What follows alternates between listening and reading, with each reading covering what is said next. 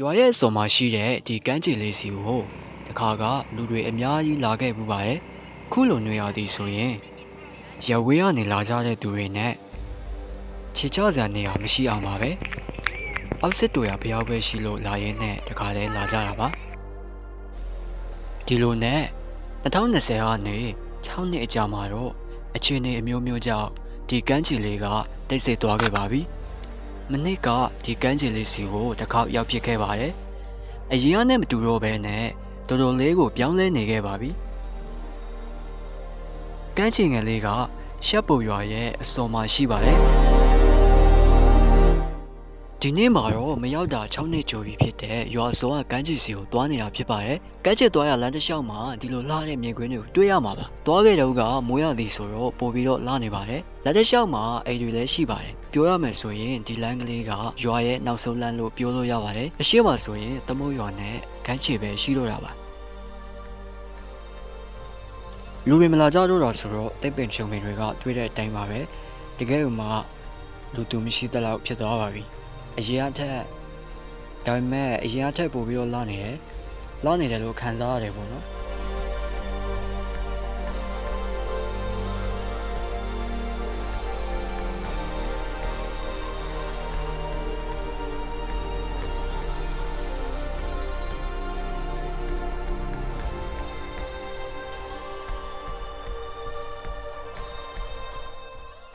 အရင်ကဆိုရင်ကမ်းခြေတစ်လျှောက်လုံးမှာစားတောက်ဆိုင်တွေအမတ်တရအင်ဂျီတွေပစ္စည်းတွေရောင်းတဲ့ဆိုင်တွေရှိပါတယ်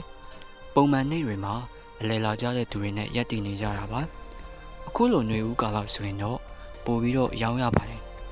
တကြံပွဲတို့ရှိတာတကြံနောက်ပြီးအောက်စစ်တော်ရဖျားပွဲလည်းရှိလာကြပါအခုတော့တွေးတဲ့အတိုင်းပါပဲ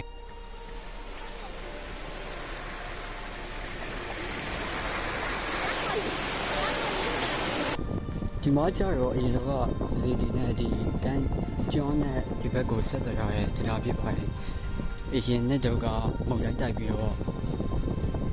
မုန်တိုင်းတိုက်ပါသွားတယ်ပေါ့နော်။ဘာကြတော့ဒီဘက်ကနေပြီးတော့ဟိုးရှို့ဒီတရားတုံးပြပြီးတော့သွားကြပါတယ်။လဲလာကြတဲ့သူတွေကမရှိတော့ပေမဲ့လည်းတခါတလေဒေသခံတွေကတော့လာလေးရှိပါတယ်။ကမ်းခြေနီးတောင်ချေမှာအိမ်လေးတွေရှိလာကြပါ။တခါတလေရှက်လာကောက်ကြတယ်။ရှက်ဆိုတာကဂုံးလို့လဲခေါ်ကြတဲ့တဲရတဲ့ပင်လယ်စာတစ်မျိုးပါ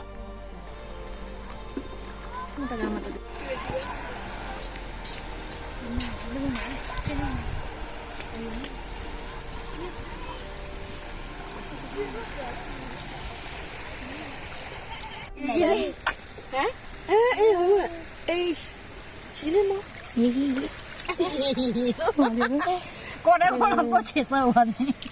谢谢不打的。都是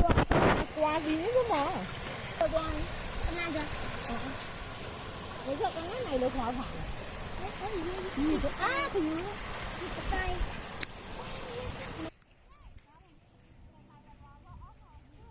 ဒီမှာတော့တောင်ပေါ်တက်တဲ့ဆောင်းတန်းပါ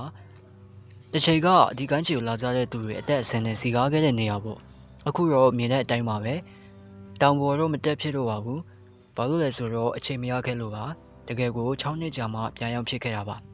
နောက်ထပ်တော့ပြန်ရောက်ဖြစ်တော့မှမချိန်ပါဘူးအခုတော့နယ်မြေအခြေအနေတွေကြောင့်ပိုလို့တောင်ဝေးသွားခဲ့ပါပြီ